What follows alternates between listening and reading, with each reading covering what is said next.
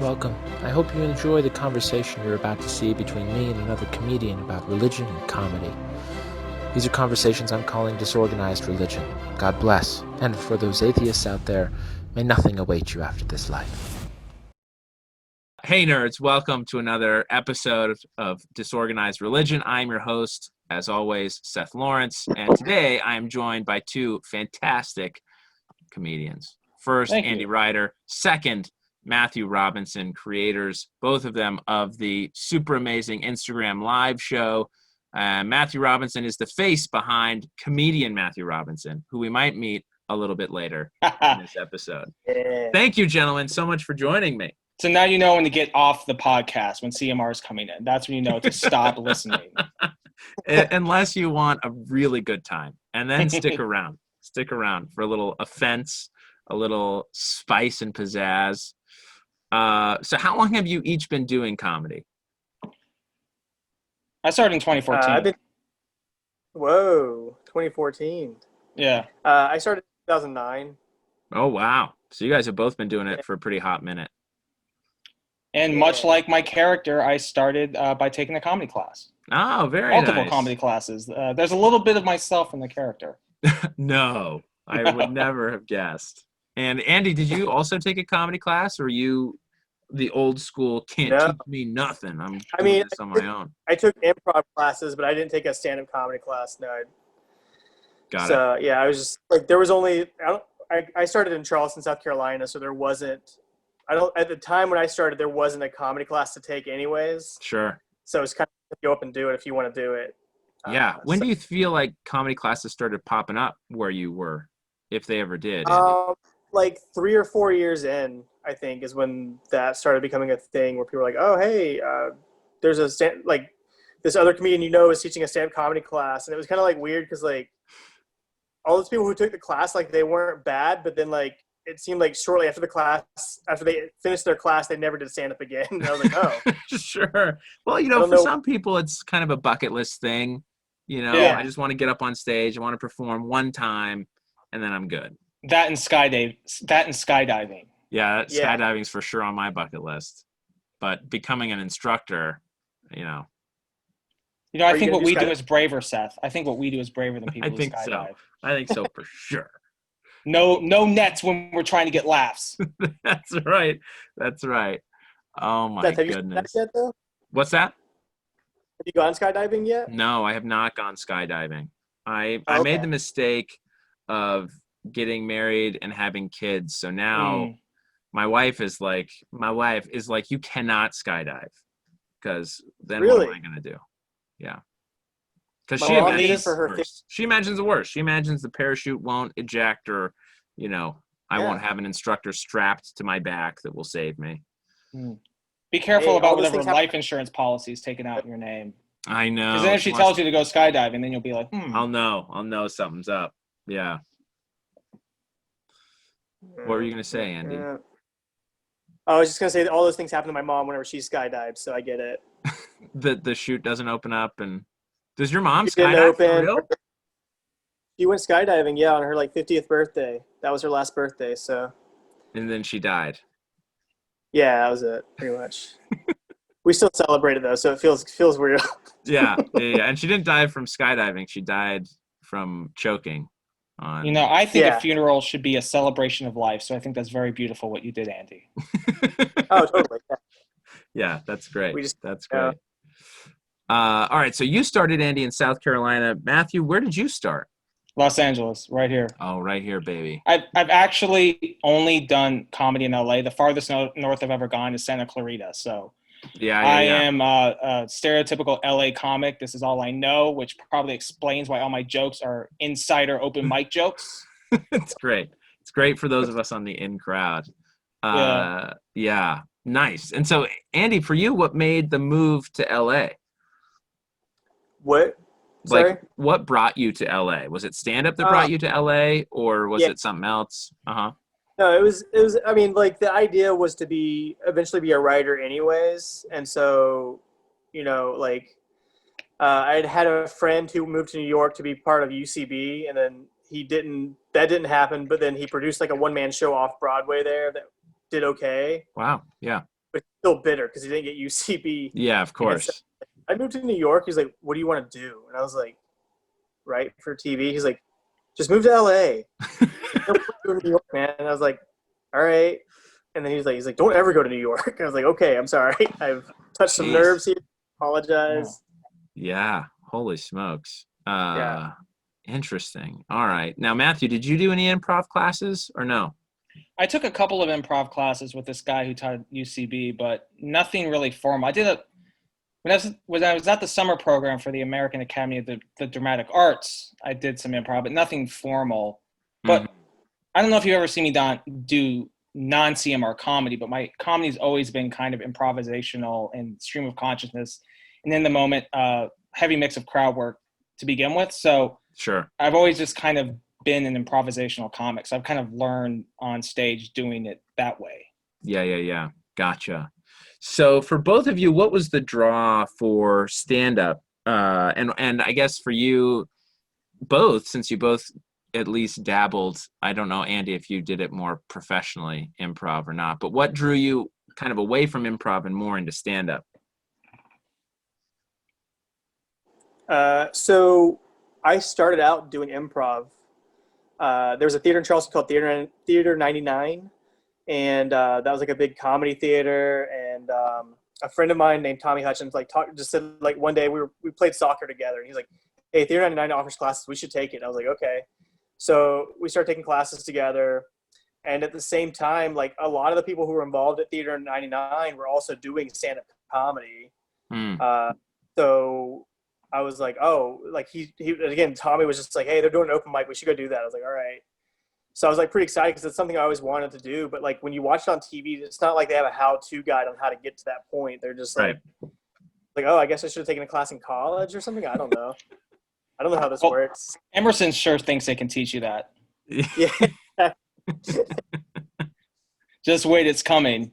Oh my! You're gonna have a bunch of walking vulture articles lecturing you about why your premises don't work. Oh no!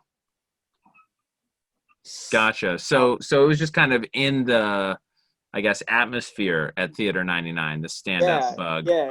And like, now it's weird because like there's a very sharp divide between the people who do improv and the people who do stand-up. But it's like, oh, it's odd. But yeah, at the time it was like, so that's why I never, like when I moved out here, I was like, oh, people do not like improvisers in the stand-up scene out here for some reason. I don't know what happened. Right. I don't know if it's a rejection of ourselves, because so many of us started in improv and then moved to stand-up. Or I also think it's like a one-sided rivalry. It's like the school that hates the other school, but the other school has no idea they're hated. Right. So I've had a couple improviser friends try stand-up, and they usually don't like it. They're like, and it's for all the right reasons to not like it. I was sitting at a mic with my friend Jacob, and he was like, is this all you do? I was like, what? He's like, we've sat here for 45 minutes and haven't gone up yet. I was like, oh yeah, this is all we do. We just sit here and wait. And that's a good mic. Wait till you get the Corbin Bowl and you're number 27. Right. He hasn't done stand-up since. That was his last time. That was it. And did he get up on stage or no? Yeah, he did. He did get up on stage, but he was like, you just sit here for like, he's like, if I do improv, like he was already kind of big at IO, so he could like go up and do shows like all the time. So I was like, yeah. Huh. It's also improvisers are too busy dealing with the brutal politics of any theater to really care about what we're doing. Right. It's like a country club over there. I mean, I really enjoy improvisation, but I am annoyed by a lot of improvisers. And I remember doing a couple of improv shows after a class, and there were just all these like mind games that were played. It was like going to like the most awkward country club. It was like auditioning for a country club I was like back on frat row at Vanderbilt. Like it was like the weirdest thing. This one guy, I thanked him for letting me have the gig, and he's like, well, that's because we're never going to have you again. Jeez. And I was like, is he with me? Is he being passive aggressive? This one guy shook his hand. He started like massaging the middle of my palm just to with me, and he was on my improv team. Weird. And I was like, I just can't deal with these weird passive aggressive people who watch way too much Arrested Development and think they're funnier than they are. Right. Well, I think there's this aspect of, I guess, people that deal in comedy, stand-up and improvisers alike, who just can never turn it off. Yeah. You know? Right. Like they're for some reason cannot function as a normal human being unless they feel like they're on all the time. Yeah. Yeah, dude. I remember reading. I think it was I was talking with someone. They were like, "Imagine being around Robin Williams all the time. Imagine how entertaining that would be." I'd be like, "No, that would be hell." Yeah. I would want to hang myself after 5 minutes being around Robin Williams, like all the time. Yeah, and I mean, from my understanding, Robin Williams wasn't always Robin Williams. You know, he's not the one we see on stage, right? Like, he clearly had some dark times in his life. So this ability to turn on and off, I think, comes into huge play with you, Matthew Robinson. Thank you. What is the switch? What is the Hulk motivator for you between Matthew Robinson and comedian Matthew Robinson? Well, there's two separate ways I get myself in the character. One is live and one during the live streams and the Zooms. For stage performance, that's why I go up, I slap everybody's hands, I give a bunch of high fives, do a big high energy introduction. One, that gets me in the proper mind space to be the character. Mm-hmm. And secondly, it sets up the audience what they should expect once I get on stage. It's like to kind of get them ready for what they're about to be in store for the next 5 minutes. Sure. So that's what I'll do. Usually like 5 minutes beforehand, I'll start thinking about it. For the Zoom and for Zoom shows and Instagram lives, I listen to a lot of new metal beforehand. Uh-huh. So I'll either listen to Korn, Limp Bizkit, Chevelle, whatever's I'm in the mood for. Sure. And I just put on the hat, man. It's like a reverse Superman. I just get like stupider and more offensive. That's great. Does Evanescence ever creep into this playlist or no? No, dude, that's beta. Dude, that's a guy singing a song about singing sometimes. No, because it's a guy who's doing the second vocal and Bring Me Back to Life. I can't wake up. It doesn't sound tough. Linkin Park. What about Linkin Park? Linkin Park, as long as there's no rapping. I just listen to Chester screaming. God bless. Rest his soul. But as soon as Mike Shinoda starts rapping, that's beta. You're out. Yeah. Got it. Interesting. And so what was your inspiration for the character comedian Matthew Robinson? I was on the way to yard work back when Disney was hosting it, and I hated my course set. I had nothing planned, and I was sitting next to this guy in a lift line, and he was on Tinder, and he was like your quintessential LA douche, right? You know, like sweatpants, beard, like half-cut shirt. Yeah. Swiping back and forth, kind of like a ginger Zach Mendez. That's how I would describe the guy. I mean, I'm just trying to think of a way to describe him. Are you making fun of me right now? No, I'm making fun of you and Zach Mendez. It's a layered joke. Oh my gosh. And I saw him swiping back, and he was like, summarily swiping back and forth on Tinder. And I wrote this really hacky Tinder joke, and I was like, hey, I should create a character around this. And then I tried it. It had a decent response. I think Kadi Assad and Tessa, I don't know her last name off the top of my head. That's a Vonda Hair. Vonda Hair said nice things about it. And I was like, okay, maybe I'll try this again. Then I bought the Strokes shirt, put the Jays hat on backwards, and I've been annoying everybody in LA comedy ever since. And that was it. Do you remember the Tinder joke? What was the Tinder? Oh, I still tell it. Who here's on Tinder? So then people raise their hand like, yeah, I'm on Tinder. I like to use Tinder where I'm taking a dump. That way, when I swipe left, I can tell they ain't.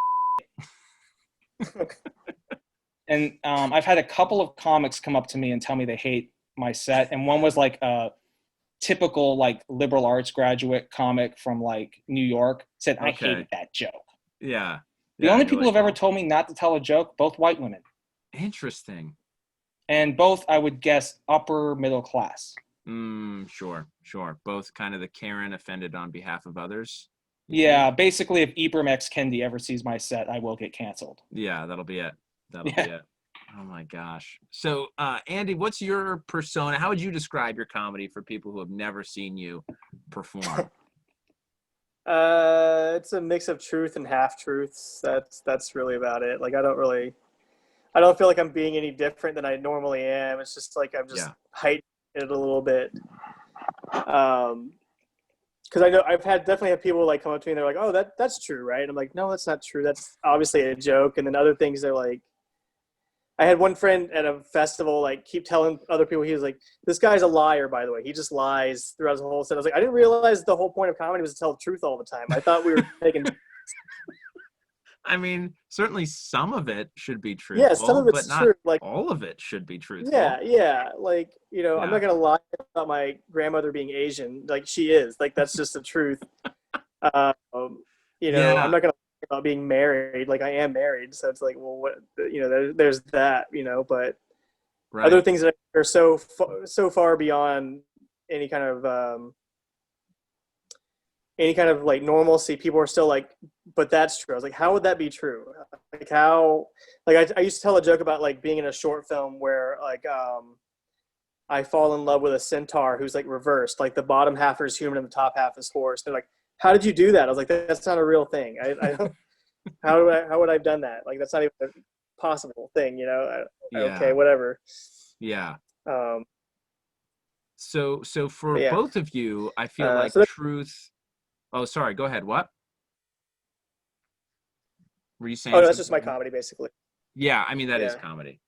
So where for you is, I guess for me as like an observer of comedy, when I watch someone perform and they use a lie in the premise, that's when it bothers me. As like I feel cheated as an audience member. So what would be an example of that? Well, like, okay, so like for instance, if it's like I told my wife the other day that like we have to, I don't know. It's usually when people talk about themselves being married or having like a sibling or a kid when they don't have any of those things. It's like just to set up this punchline so they can say something offensive when they're not that thing. Like the premise isn't true, so their punchline feels disingenuous or whatever, right? Like I don't know, one example that I can't remember which person I saw do this, but it was like they started the joke by being like, I have a sister who's mentally handicapped. And okay. Then it's like the joke, which is whatever, but then they come back and they're like, I never had a sister that was mentally handicated. Oh yeah, that's annoying. Oh, they did that in the set? Yeah. Yeah. Or you talk to them later afterward and, I think they're too happy. One, people would admit to it after the joke, be like, oh no, that didn't really I didn't have that thing that I told you I had. Or two, they'll like let it go. And then after the set, you'll be like, oh, no kidding. I have a sister who's mentally handicapped. Has that been tough for you? And they're like, oh no, I didn't. I don't have that. I'm not a loser, or like whatever it is. How do you both play with that? Because you both seem to, I think comedy, yes, it's a mix of truth and lie, but where do you stand on the truth and lie being either in the way or detrimental? I kind of see your point. Like if it's like used to just tell like a mean joke about somebody that they wouldn't be able to get away with otherwise, they're like, my sister's this way, and they're like later on they're like, I don't have a sister or whatever, and it's kind of like, okay, well you just use that as like a crutch to get the joke through, I guess. Right. But like one of my favorite Stephen Wright jokes is he was like, I was on the grand jury for about 50 million ants that had been accused of dressing up as rice to steal money from the vault of a bank, and he's like, that's not possible. He's like, those ants are I know these ants. And it's like, well, of course he doesn't know these ants. It's so ridiculous and so over the top. On the other hand, I still tell this joke, but I just like, you guys can tell I was homeschooled at one point. Like I'll just say that, and that would get a laugh. And people still think that of me. Like before I told the joke, people thought I was homeschooled at some point. They're like, you were homeschooled, right? I was like, no, what? Yeah. But one guy actually did get mad at me because he was like, wait, you weren't homeschooled? I was like, no. And he was like, I was homeschooled. I was like, okay, so I thought of that joke before you. I don't know what you want me to say to that. Like, right. Tough, I guess. Yeah. Interesting. So I guess, I don't really like it as a crutch for like getting some like, to like just make a joke about like a handicapped person or whatever. But like, I never go into comedy thinking like this is all true. What this person is saying, yes, definitely. This is gonna like because I also don't look at comedy as like some people look at comedy as like high art and like this is philosophy and this is gonna like change my world, and I'm like I just want to laugh like a lot. I don't care if any of this is true or not. Right. No, that makes sense. That's fair. I mean, for me, I think it all depends on A, how good of a joke writer you are, B, how good of a storyteller you are, and C, kind of what your shtick is. So I think you have to be true within what you're trying to do comedically. So like within my character, there's certain truths I have to do within the character that if I don't do those truths, it's not a good performance. I have to make rules about what the character believes, what the character finds funny, and play that character. For me, I sometimes feel that like I sometimes approach comedy kind of more like an actor in a way, or like a writer. So for me, I'm not so caught up on truth. I kind of like playing with the concept of what's truth, and I kind of like obfuscating it a little bit. Like sometimes I find that like this whole idea that we have to be truthful in comedy, even if it's an exaggerated truth. I sometimes feel like that's a little bit of a weird rule, and I feel like it hinders people creatively. But I do see your point. Like, you know, if someone's just making up having a sibling with mental problems just to have a joke, the joke better be well told. Right. Because then it seems like you're kind of cheating away. But sure. I don't know. Yeah, I mean, I also kind of like more absurdist comedy too. So for me, right. it's not I think a lot of it deal. has to do with what you talked about in persona. If you're an absurdist comedian, then it's almost like, who cares what premise you use? But if you play off as like a, Tom Segura, say, a storyteller, or a Bill Burr, right, who's going to tell you some things that they've really genuinely thought about, then it feels disingenuous if you're suddenly breaking that just to get through some punchline. Yeah, like if I found out you weren't a Mormon and had 3 kids and didn't go to Brigham Young University, I would be pissed. Right. Because like cheated. That's the only reason you even know who I am. Yeah. That's the only reason. You're the comic who doesn't drink caffeine. Oh, well, I drink caffeine. I do drink caffeine. No alcohol, though. No alcohol. Right. So how did you two meet? How did you two start the live stream show? I remember the first time I saw Matthew was definitely at that Yardwork set. The first Yardwork set he did at CMR. Uh-huh. But I don't think we started talking until we started seeing each other at Win Ovino. Yeah.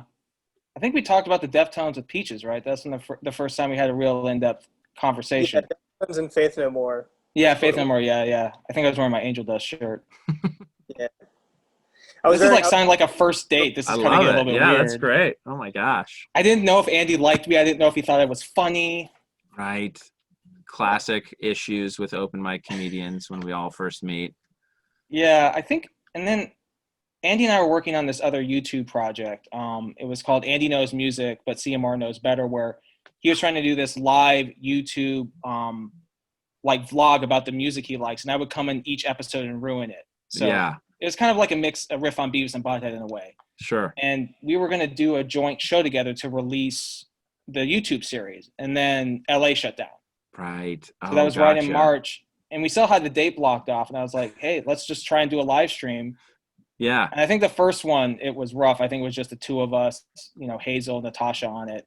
Yeah. We just kind of rambled back and forth for 30 minutes, and Andy was like, oh, maybe we should have a guest. And then I had a night for myself.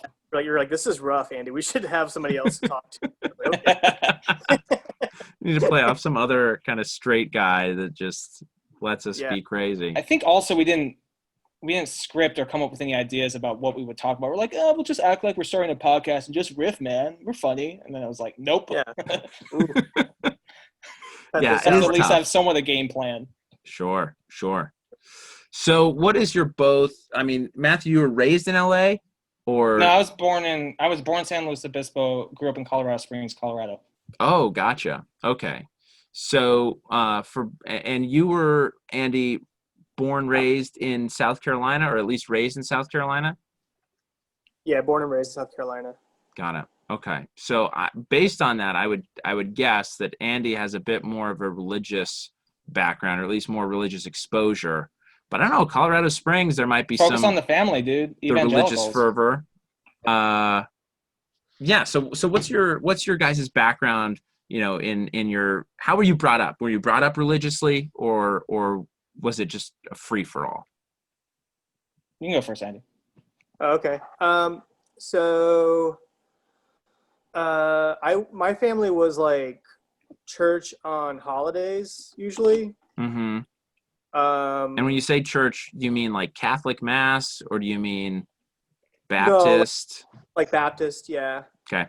But then like my parents got divorced when I was like pretty young, and then my dad remarried my stepmom, who's like very into like Pentecostal church. So like whenever my dad's on the weekends, like occasionally we'd go to church as well. And I was like, whoa, this is weird and crazy. Like this is bizarre. Sure. Aren't Pentecostal services very high energy? Yeah. Yeah. Like sweaty, right? That's like, are they the snake handlers too? Is that an offshoot of it? No. That's a very, yeah, it's a pretty big offshoot there. Yeah. But I think they do kind of belong in the general Pentecostal umbrella. Mm. Yeah. But yeah, they're the holy rollers. They're the speaking in tongues, the public healings. What about who was it? Jim Bakker? Was he a Pentecostal preacher? That sounds right. Maybe he was an evangelical. I don't know. Wait, no. He was like a Baptist dude. He was like part of the Baptist. Oh, okay. But like faith healers and stuff like that. Like I think there's that channel Trinity Broadcast Network. I think they're all like Pentecostal. Mm. I feel like we need the phone Regilio in to really answer these religion questions. He seems to know everything. He knows. He definitely would know. Sure. So you kind of straddled then Pentecostal and Baptist. Yeah, but like, I think when I started going to church on my own, I just went to like Baptist for a while, and then it was just like, okay, I'm just gonna go to like a non-denominational. I went thinking like my first year of college, I went to a Lutheran church for a bit because that was the only church that was open early enough for me to go there and then go to work immediately after. Gotcha. But that was like a really interesting switch for me. I was like, whoa, we are much more laid back here. All right, cool. Good for you. Laid back in what sense? Laid back in like what it means to sin or repent, or what do you mean laid back?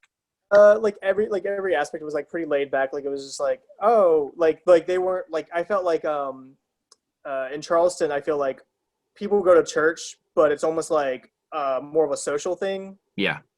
Than anything else. And it's like, oh yeah, no, I'm doing just fine. And it's like, what's really going on though, dude? Sure. Whereas like church, like they're not like being vocal about it, but they're not trying to hide it either, where they're like, oh yeah, no, totally. I was one of my friends, like he went to that church, but as like a joke, they had this thing at the campus where like you could ride a golf cart with like these goggles that would warp your vision a little bit, and that was supposed to be like give you the idea of like driving drunk. Sure. He was very open to that. He's like, I've driven drunk several times. Like, this is nothing like this, okay? Maybe keep that down next to the police officer standing next to you. Don't talk about that so much, but like. Sure. I see what you're saying. Yeah, a little bit more real then. Yeah, a little more real. Now I go to like Mosaic. Like I just watch that on like weekends now that we're not meeting in person, but. Yeah. So what is Mosaic? They're like I guess a non-denominational church or whatever. Okay. Out here. Yeah. Still identify as Christian? Yeah. Okay. Got it. Sweet. What about you, Matthew? Oh, sorry. What did you have something else, Andy? No. Mm-mm. Oh, okay. I thought I heard a dog bark. What? Oh, okay. The palms are up. Yeah. Uh-oh. Matthew, what about you? What about you growing up in Colorado Springs? Well, first of all, I would say that comedy is my religion. So, Okay. All right. No. Yeah. Growing up in Colorado Springs, Colorado, we were technically Methodist, but religion wasn't a big part of my life growing up. We were like C&E Protestants. Yeah. I think I cried when I was baptized. So C&E, when you say C&E, what does that mean? Christmas and Easter. Got it. So, we basically just celebrate the holidays and even go to church. Yeah. I guess you could say culturally Christian. Yeah. I think I would drive my mom crazy when she would try to get us up for Sunday school. I would just fake like I was asleep the whole time until she would get exasperated and just give up. Okay.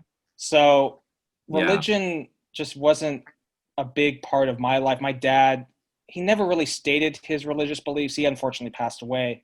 I believe he was pretty much an atheist. Maybe he had some vague belief in an afterlife, but he was pretty much maybe he found at the end I think maybe he tried to find some faith, but he wasn't a big church guy, at least. Yeah. I know my grandfather was a deacon in the church and he was only there for business reasons. He was an atheist himself. So also growing up in Colorado Springs, since there are the evangelicals, there is a little bit of an us versus them mentality for the more secular people who live there. We kind of look down on the evangelicals there. Colorado Springs is conservative, so it's not like, like a coastal versus the middle of the country thing, but they always felt religion felt a little bit weird because they were so, in our opinion, were so religiously extreme. That there was kind of this, like, you didn't want to have anything to do with religion because focus on the family, which is so out there. Yeah, got it. So when you say you like the kind of secular part of Colorado Springs looked down on the more religious part, was it in a sense of the religious people are naive, ignorant, or, you know, just straight up dumb, or like they don't even look at science? Like, in what sense are you No, I don't think we were like typical LA open mic comedians in that regard. Yeah. I think it was just more kind of like it felt weird. Like, I think there was a certain kind of naivete that we looked down on, but it wasn't really so much a dumb thing. Yeah. Because we had the same attitude with the Catholics. We felt their kind of superstition, you know, the taking of communion, the eating of the, what is it? What's the term? Transubordination, the Eucharist, all that stuff. Yeah. Yeah. I make this joke that Colorado Springs was so white that our others were Catholics. So, you know, that's kind of, it just felt weird for us to give that much faith to something. Got it. And so maybe just in the extreme sense, it was like, oh, they're just, yeah, that's off. Yeah, it just felt a little bit off, and like it felt a little culty. Like when you would go up to Black Forest up north, it was just like the energy would change, and you would feel like you were, you know, walking around Jonestown or something. Sure. So where do you both fall now when it comes to religion, spirituality? So Matthew, let's start with you. Do you believe in a God or in an afterlife? I mean, I'm a fence setter about everything. My politics, I'll argue Republican, Democrat. It takes me forever to pick a position. So understandably, I'm agnostic. I really don't decide one way or the other. I think I like the idea of there being a God. I would say I'm more towards the atheist side, but I do find it obnoxious and condescending when people who aren't religious look down on people who are religious. And I think they basically have the privilege to not be religious because I think a lot of people who are religious have had tough times in their life, and they've needed something to help get them through life. Sure. And I think it's kind of an arrogant, privileged position to look down on someone who has found religion to help them cope. And also, I mean, even if you look at people who are atheists, everybody believes in something wacky. Like, what's the LA joke? I'm an atheist, but I believe in crystals. Right. Yeah, exactly. Or you believe in some, like, you're manifesting to the universe, or you believe in or you know, look at how many people cried when Obama was elected. I mean, there was this religious energy projected onto him. So or when Hillary wasn't elected. Yeah, I mean, I'm kind of one of those people. I think even if you aren't religious, you will subscribe to religious thinking. So sure, that's my roundabout answer to that. I think that's fair. What about you, Andy? I mean, I basically believe CMR is going to go to hell one day. That's basically about it. CMR, I mean, first of all, CMR will. And second of all, CMR doesn't exist, Andy. And he's going to have to just do mics at Dow Comedy Studio. Outside in their parking lot. They keep not finding his name on the slotted list. They're like, oh, I'm sorry, dude. Yeah, just, I guess, I don't know. Maybe there's a glitch in your computer or something. I don't know, man. Oh, my goodness. Yeah. Sorry, what you about to say? I was just going to say, do you still ascribe to Christianity, or? Yeah. I still believe in it and go to church and stuff like that. Gotcha. Nice. And for you, what is the afterlife? I mean, like, what do you mean? Sorry. Well, I mean, like what will we be doing? Do you have any idea or any thoughts about what you'd like to be doing? Like, that's the thing that's always, like, been weird to me is that, you know, people are like, oh, if you get to do this, you get to go to heaven. I was like, and then what? And then you just hang out. I was like, I do that here. I don't always like it. It's not like there's. I feel like there's something else, but I just don't know what it is. You know, and people are like, oh, and the roads are paved with gold and stuff like that. I was like, that means nothing to me. That does nothing for me. It's a U2 song. Yeah, they're like pearly gates. I'm like, okay, again, nothing doing them. Yeah, you're just hanging out with Bono, and you think it's gonna be cool, but he just lectures you about Africa. You're like, dude, I'm dead. Oh my gosh. Yeah. Nice. All right. Can I just hang out with the Edge instead and just talk about guitars? That'd probably be preferable.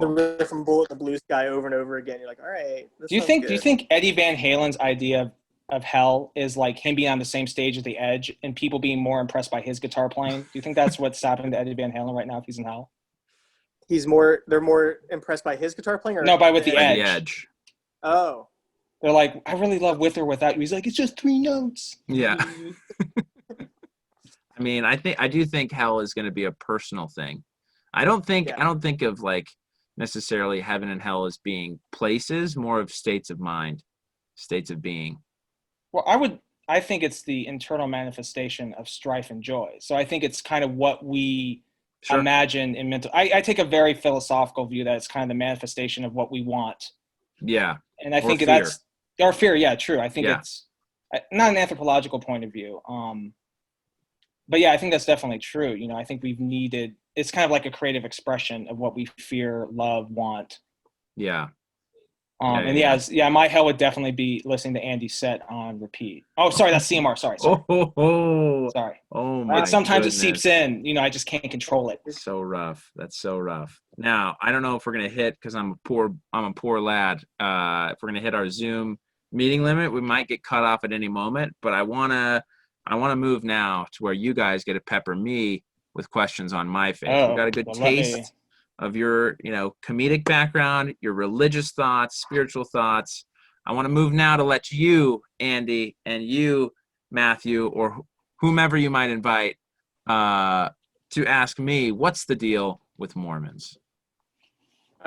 Seth. Yeah. You guys cannot donate blood, right? We can. It is, oh my goodness. It is Jehovah's Witnesses that cannot donate blood. Right. Mormons, we're good. Members Did you give my tape to your brother Joey? I didn't. First of all, I didn't get your tape. And second of all, for the 5th time, Joey is not my brother. It's a different Lawrence. Okay, can you give it to Mitt Romney? Can you at least introduce yourself first? And then... Hello, my name is comedian Matthew Robinson. I'm a comedy alpha. There's been a lot of beta going on right now, so I came to set things straight. Are you going to look at the camera, or are you just going to give us the profile the entire night? I'm afraid to connect, Seth. All right. You know what? Fair enough. I did not give your tape to Mitt Romney. I would love to. You got to send it to me. Okay, I'll just get the liar guys to edit in some laughs, and then I'll send it to you. Okay, that'll be good. I can't wait. So Seth, I have a question. Sure. Before you go on stage, do you use an e-meter to see what kind of mood you're in? An e-meter? Yeah, an e-meter. Is that a Scientology thing? Yeah. A moron thing. No, I don't use an e-meter. I'll say a quick prayer and then I'll hop up on stage. Man. Okay. Have you been watching the news lately? Yeah, some of it. Are you upset that your leader, Keith Raniere, got 120 years for assaulting those members of their quote-unquote cult? Unbelievable. Are you talking about the Rizmi guy or whatever that is? Yeah, the guy from Nexi Mormonism. That's not what it is. It was Next Level Mormonism. No. You know what? I don't even know who that guy had a lot of wives, so I think you should be impressed. I mean, look, I'm impressed, but not on a religious level. I feel badly for all of his victims. I just can't even imagine. But no, he had no affiliation with my faith. CMR. Yeah, we'll see about that. I'm right. going to do some research in that. And lastly, yeah. Did anyone in your family die at the Jonestown massacre? No. Okay. Not that I know of. What about Waco? No. What about the Children of God? What about the Manson family? Oh my gosh. No, neither of those involved anyone in my family. Is there anything I could do to get you to brand Joseph Smith's initials on your genitalia? There is nothing you could do, CMR. There's nothing. I mean, this has been very informational. We actually as a faith discourage tattoos because we believe in the body as a temple, right? So you stole that from our Jewish brothers and sisters. Stole what? That idea? That you can't get tattoos. I mean, I don't know that we stole that idea necessarily from them, One thought. I mean, I believe that we are the second chosen people. The Jews were the first chosen people, members of the Church of Jesus Christ. Number 2, baby. We are the second chosen people. Elections would say otherwise. What do you mean? Which elections? I think we're going to have a gay trans president before we have a Mormon president. I think Mitt Romney ruined that for your people. I feel like the media ruined it for Mitt Romney is what happened, and ruined it for the rest of us. You know, I feel like because Mitt Romney was not elected, we ended up with Donald Trump. When you go on vacations with your family, do you put your dog on the top of your station wagon as well? You know, we never actually took a vacation with a dog as a family. But, you know, I mean, to be quite honest, I don't see the problem with that. Now you're understanding what Andy has to go through twice a week, Seth. So you should have a newfound appreciation for his patience. I do. I always appreciate Andy. Andy looks as patient as the religion he looks like he belongs to. Yay. Which one is it? Amish or Mennonite. Oh. Nice roast, Lawrence. You're all right. Seth, I got 2 questions for you. Yeah, please. One, Church of Jesus Christ of Latter-day Saints. What group is that? What do you mean? That is my faith. That is your group. Yeah. So Mormon is a nickname that has been given to us by others that we've sort of embraced and tried to rebrand over the years. But our church leadership has actually come out a couple times within the last few years to say, hey, we need to step away because people are confused. They think Mormons are just about some guy named Mormon. And the real name of our church is the Church of Jesus Christ of Latter-day Saints. So if you're going to shorten it, just Church of Jesus Christ, then no one's confused. We're Christian. I was going to ask you if Mormon was Brigham Young's nickname. No, not Brigham Young's nickname. Mormon actually comes from the individual who collected and put all of the gold plates together to become what we now know as the Book of Mormon. So originally written by Trey Parker and Matt Stone. Yeah, right. No, not Trey Parker, Matt Stone. Many ancient American prophets, and Mormon, one of these prophets, at the end of the time period that the Book of Mormon covers, collected all the plates and put them together. Do you guys used to have a bunch of commercials in the 80s? Yeah, it's about time. Why don't they have those commercials lately anymore? I think we sapped the TV market for all we could. We've moved online, so you can find some online commercials now. You gotta modify your searches though, CMR. You in particular. Yeah, I did some searches and I saw a bunch of Mormons doing ungodly things on a dark website. I don't think they were real Mormons. I don't think they were real Mormons either. Are you required to like Killers music? What's that? Are you required to like the Killers? I don't think we're required to. I liked Hot Fuss much better than their other subsequent albums. But yeah, their first album was quite good, I thought. Yeah. Very fun. Are there any like Mormons you look up to where you're like, that guy's or that girl's got it going on? That's awesome that they're doing that or whatever. I mean, there are definitely people that I know that I admire that, no one else would know or care about. But like in our field of stand-up, Ryan Hamilton, I for sure look up to him. And he's definitely crushing it. And he's done so sort of without the crutch that I go to, which is this, religious background. I think most people who watch Ryan Hamilton would have no idea that he's a member of the faith. I thought he talked about it like in his Netflix special, like briefly. Like he just touched on it for a second. It was like, oh, okay. I think he talked about coming from a small town in Idaho. He might have alluded to it, but I don't think he ever came out and was like, I am a member of the Church of Jesus Christ of Latter-day Saints, and I don't know what cocaine is. I remember one time there was like a while where I was like a super fan, so I was just trying to find every podcast with him on it just to listen to him talk, And I found one that was just like a podcast they record at the Comedy Cellar. And it was just like the entire table just busting Ryan Hamilton's balls over being Mormon. And I felt so bad. I was like, oh no, Ryan, get out. I'm going to have to you're going to have to send me that link. I am so interested to hear that now. So 2 serious questions. Wow, Matthew, welcome back. I know. I know.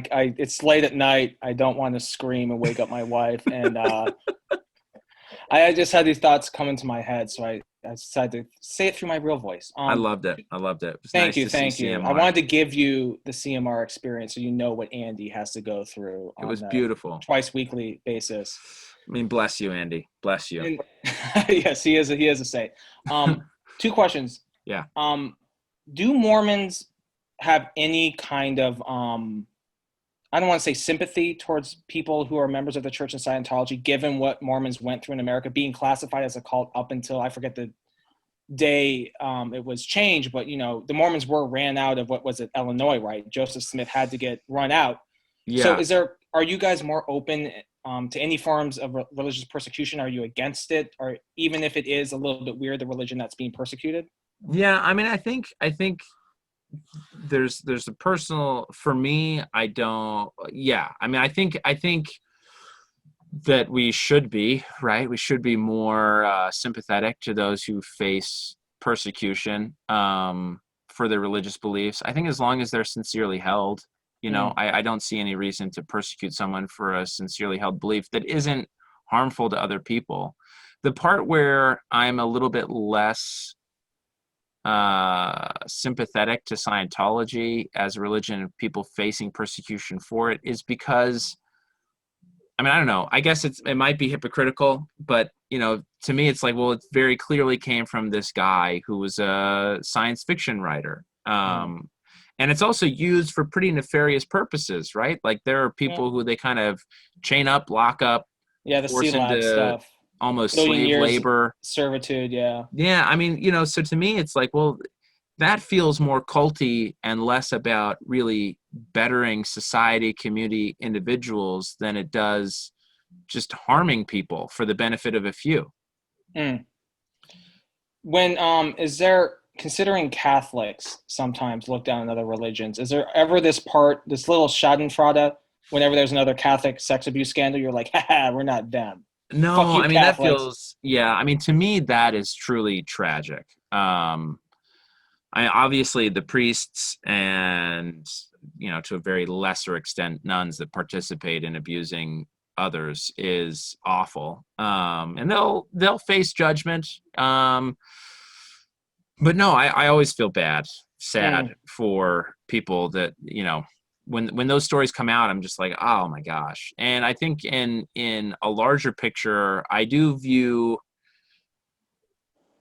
legitimate, I guess, legitimate or more sincere mainstream religions as kind of in the same boat. Okay. We're all judged based on the Westboro Baptist Church. It's like we're all judged based on the most fanatic, like, so take Islam, right? I feel terrible for those who follow the Muslim faith and are Islamic, and it's like some terrible extremists do awful things and give an entire way of life a really bad name, when really the mainstream way of life is quite beautiful, quite focused on bettering self and others, and not at all about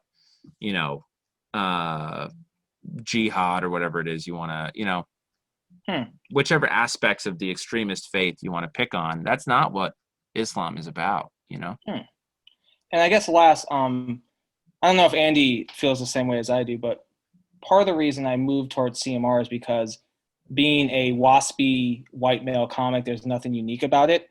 Sure. But you being a Mormon, the moment someone hears you're a Mormon, there's something interesting. There are Mormon comedians, but you are a little bit unique. Does that hold you back? Do you feel like you have to address it? Do you sometimes feel that when you are doing Mormon jokes, that's kind of hacking, you're selling out? Like, what's the internal struggle with playing your faith? Because it is an easy thing to go after for laughs, and it is interesting.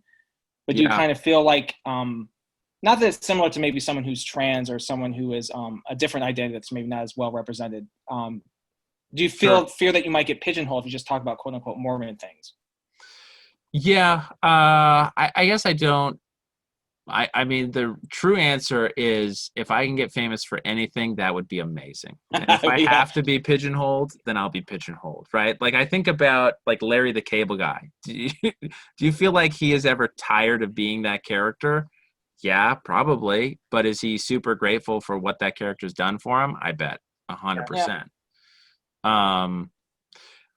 I think at some point we're all a little bit hacky. You know, I think we all know kind of like there are certain things about myself or my character that will always get a laugh. I can always do that. It's cheap. It's easy. It will get a laugh. Like one of my opening jokes is joking about polygamy, and I know it's going to get a laugh, and it's super hacky, you know, but it at least sets up kind of what everyone can expect from my set. Sort of like, you know, CMR coming out to hype music.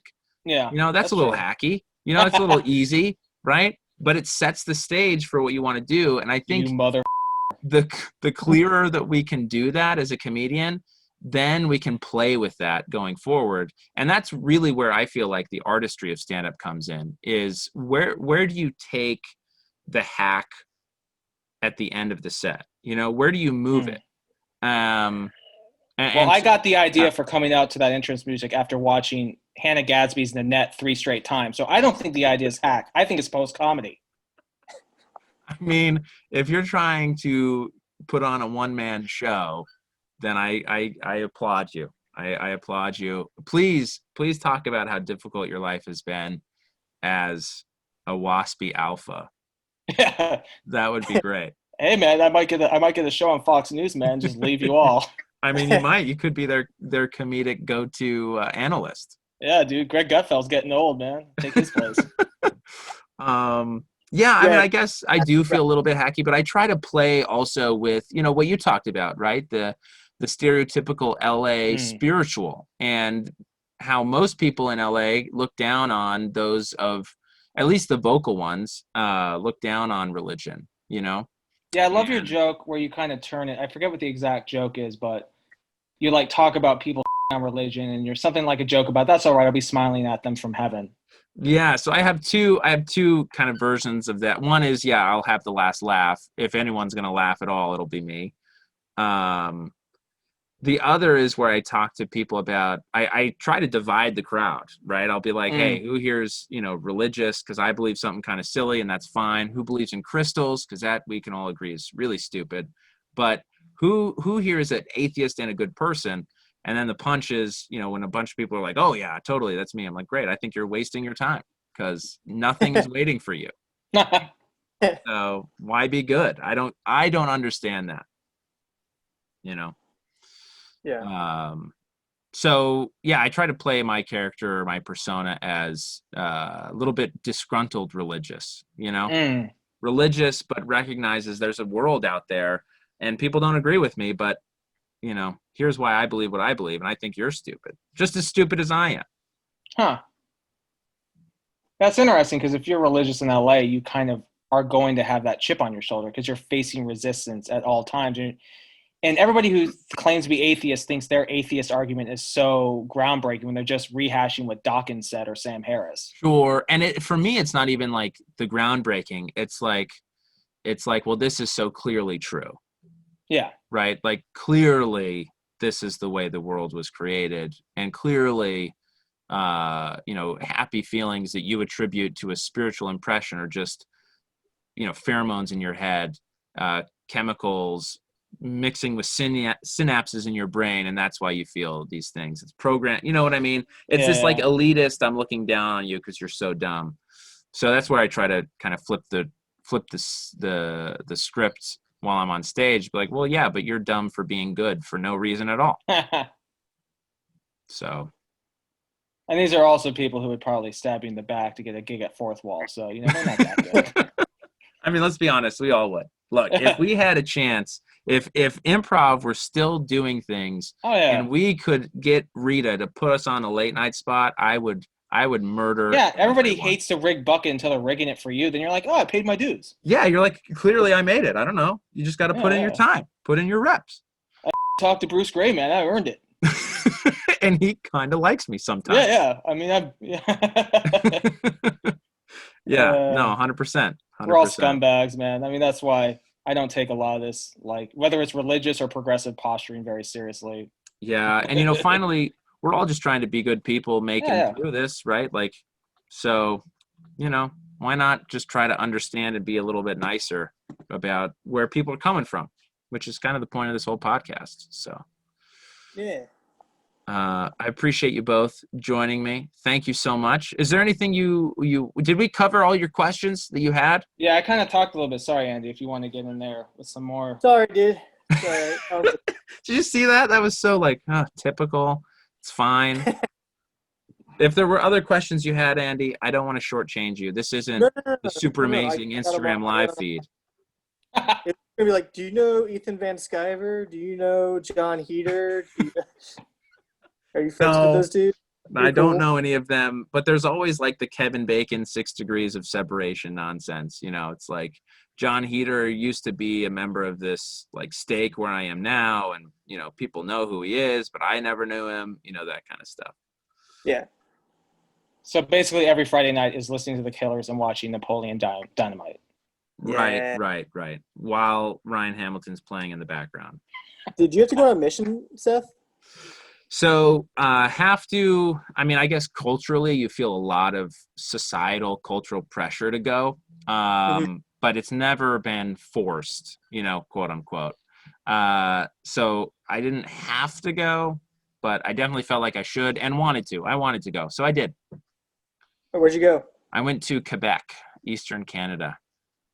Did you have to learn French for that? Yeah. I'd studied some in high school, and then you can study a language as much as you want, but until you're in the native or a native land where they're speaking it for real, it never really quite hits. So it definitely came into focus when I was on my mission. Did you have to learn the phrase for "we should separate from Canada"? No, I mean, I guess I could translate that out if I needed to, but it's not like they have, what they say is "je me souviens," which is I remember. I remember. So what they're talking about is their heritage. They really came from Arcadia, right, a part of France, and like they are their own people. My wife's from around Toronto, and they cannot stand the Quebecois. Yeah, well, I can tell you for them, the feeling is mutual. Yeah, feeling's mutual. Yeah. But most of the more politically minded in Quebec that I talked to, admittedly talked about the Quebecois as a group as more of an adolescent. They want mommy and daddy to pay for everything, but they don't want to live in the house. So they want to move out, but they still want mommy and daddy to pay rent, pay food, do their laundry. That's independence is great in theory, and then you're like, this is all the things we get for being a part of Canada. Right, exactly. So, I think it's kind of a tolerated issue at this point. Yeah, but I loved it. I loved my time as a missionary. It was great.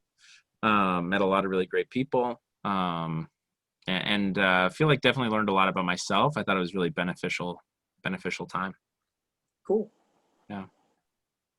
So is there a lot of pressure to go to Brigham Young if you're Mormon, or is it pretty much can you go wherever you want? Yeah, no, definitely you can go wherever you want. I mean, to be honest, I was bummed about going to BYU initially, because I'd done fairly well in high school, and my best friend from high school got into Harvard, so I was really hoping to get into Harvard, and I thought, he and I are going to go to Harvard, we're going to rule the world, and then I didn't get in, so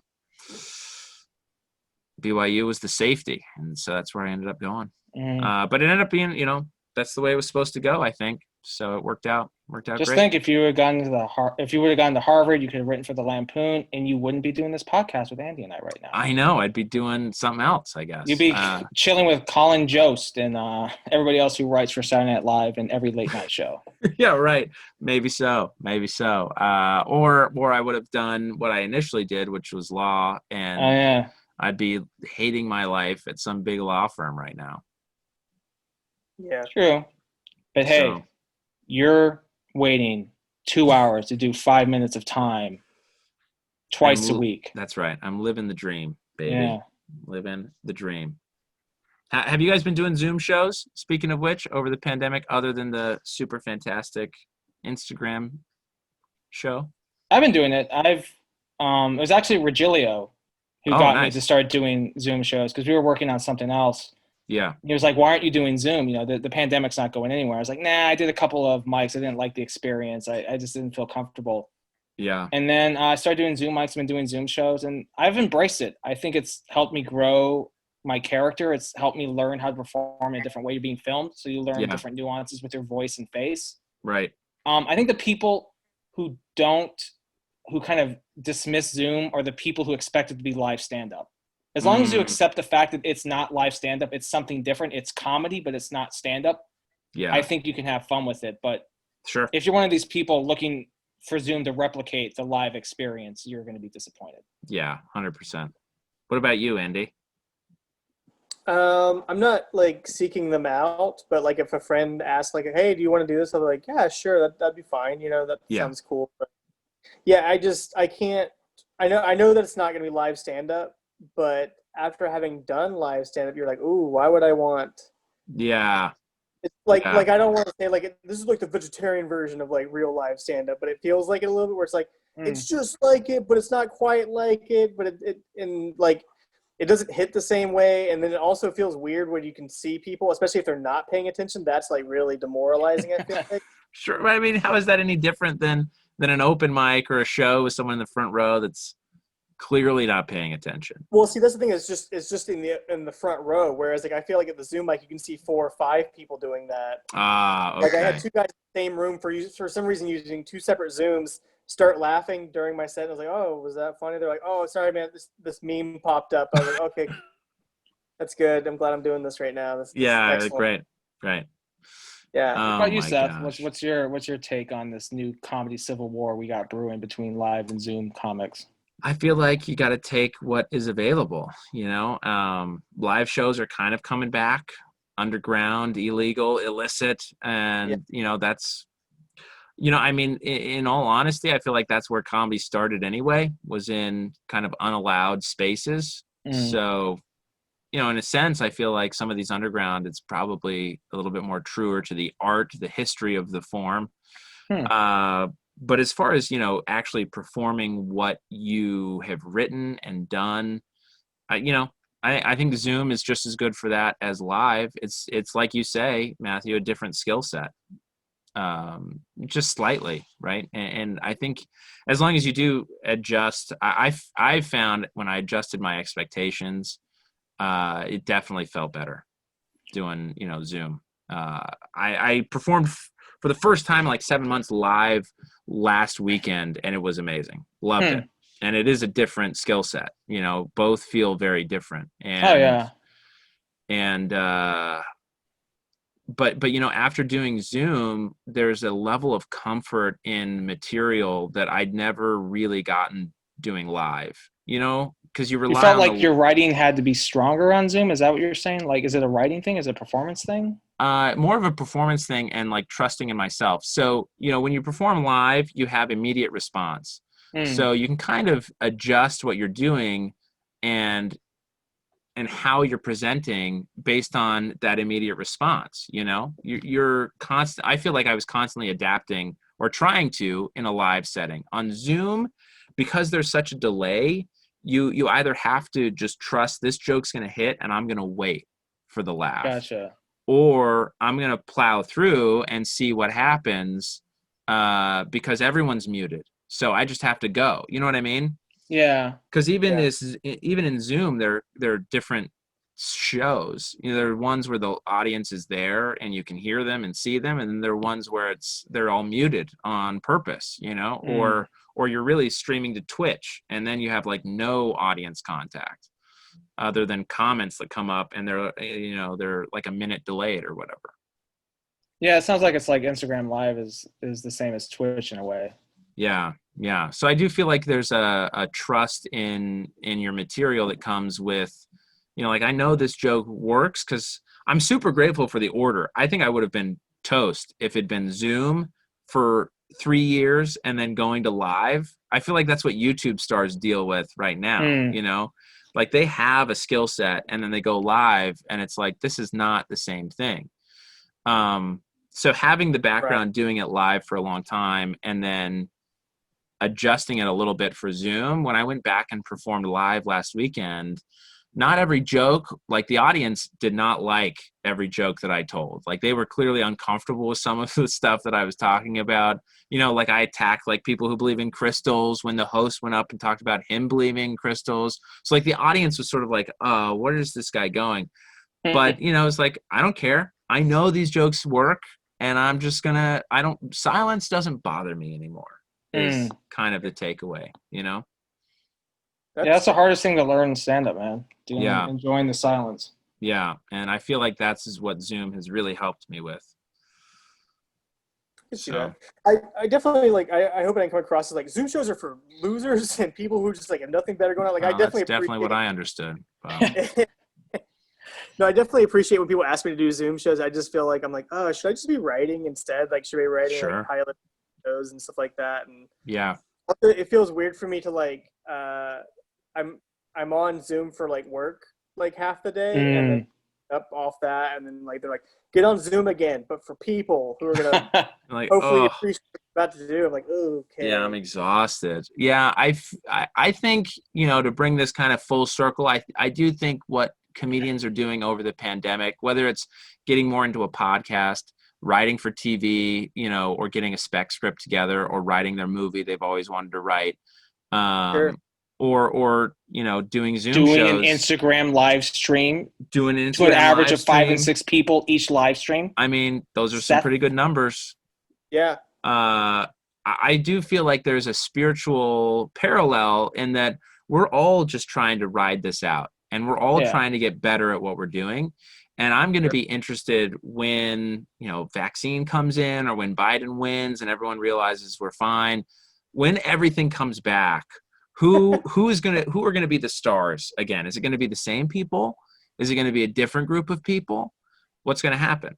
I think what there's going to be is, it's not like it's a war, right? But like the people who have been doing the live shows, I think there's going to be this initial resentment towards those who didn't. And there's going to be a little bit of a period where like, you guys were scared of COVID. You guys didn't do the live shows. We kept live comedy going. And now you're going to come back to the clubs and start taking these spots. So I think there might be a little bit of a period of a month or two where there might be a little bit of tension. Yeah. Well, how many of these people who are doing live shows now, like the live mics and the live shows, who are doing the live stuff before but not really getting any traction, do you think they're getting better over this period, or do you think they're doing the same thing they were doing before? Well, the thing is, I feel like the people, because I've seen like the people who like maybe aren't as skilled a photographer at their live shows or live mics or whatever, are doing a pretty good job of capturing the fact that there's not like they have a huge audience either. There's like maybe a few people scattered around. Sure. Like which like I totally get. Like I did a live mic last Friday, and people were like, "How was it?" I was like, "It was like a mic. There was 8 people there. Yeah. They were all waiting to do their material.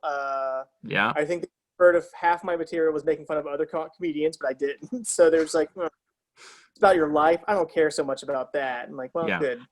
Glad we're doing this then. And then I hope that like maybe there'd be a moment at the end where we'd all like come together and just talk about our experience. And instead everybody just walked away into the dark. Yeah. Like you do it. So I was like, okay, yeah, this is typical. Like nobody's gotten better, or like hopefully people. I have some friends who are writing a lot, and some friends are like, I have nothing to write about because I don't want to write about COVID all the time. That's all I'm about. Right. Like, right. Got it. Yeah. I mean, I'm going to be interested. I feel like, you know, the what's the old adage? You know, it's not practice that makes perfect. It's perfect practice that makes perfect. And I feel like a lot of, you know, you see people who start and soar very quickly. You see people who start and are stagnant for a long time and then maybe get better. You see people who kind of plateau or just like never really seem to get any traction or learn from past sets. I mean, I can't tell you how many times I've seen people do the same jokes repeatedly to the same reaction. And it's like, I mean, when are you going to change that? Yeah.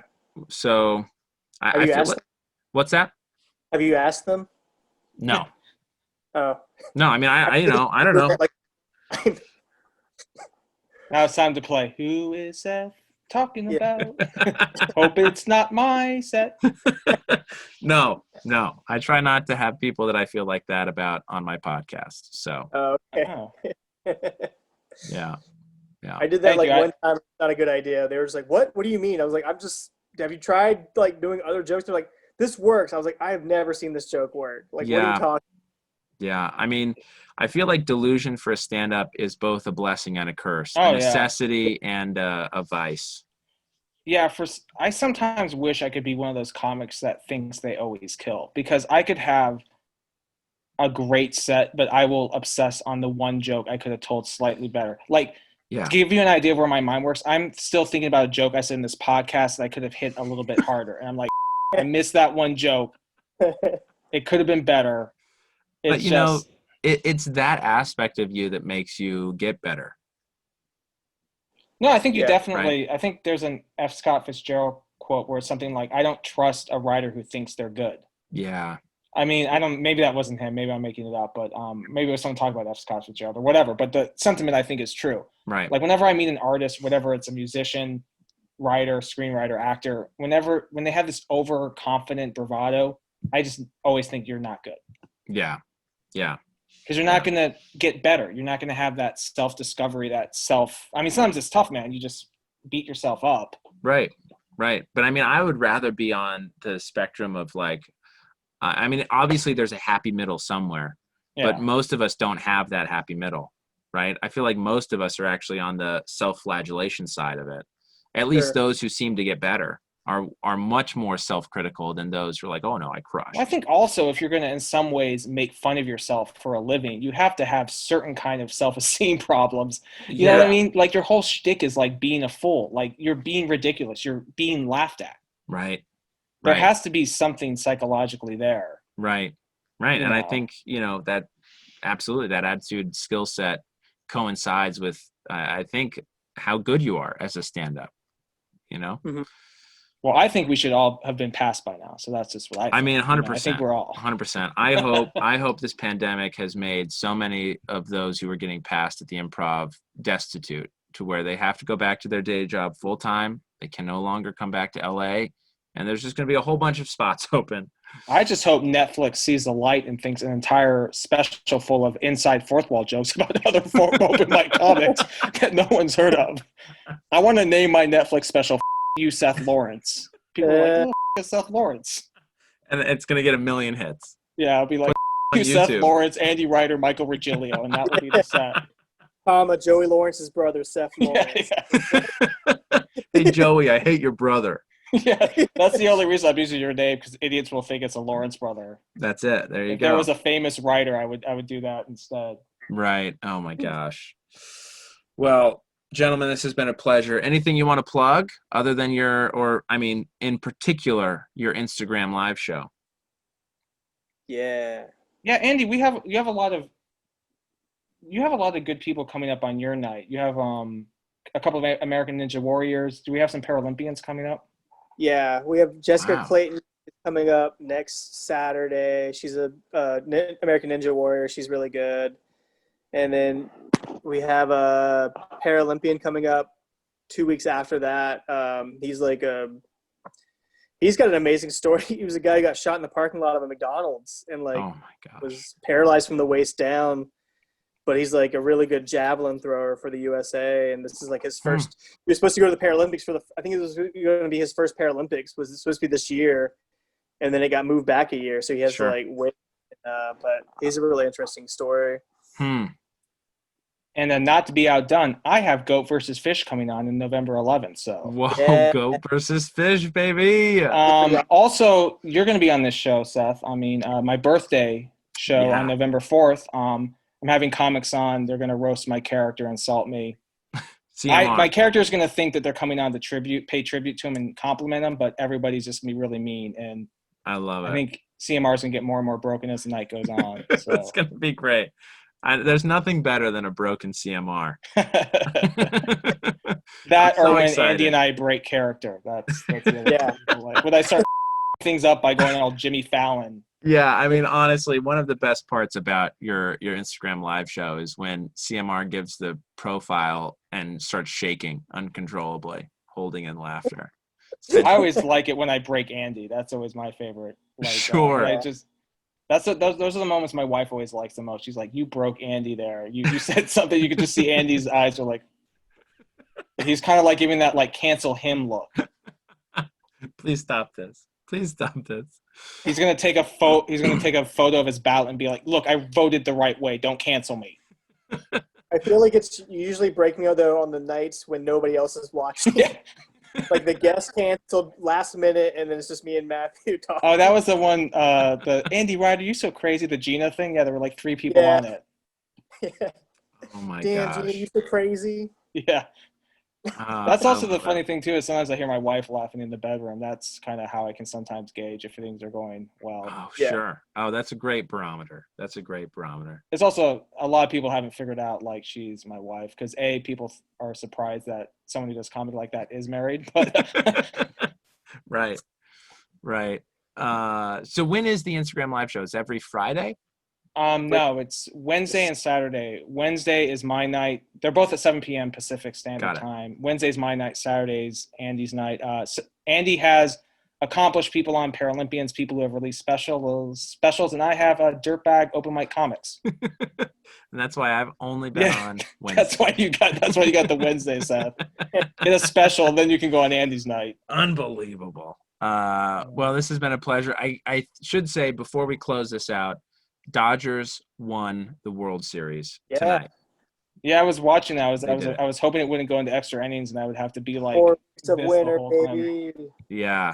So thank goodness they closed it out top of the 9th because they were the home team up in the 9th. Great game. Thank you both so much for joining me. I'll put your Instagram handles in the show notes so everyone knows where to find you. This has been a pleasure.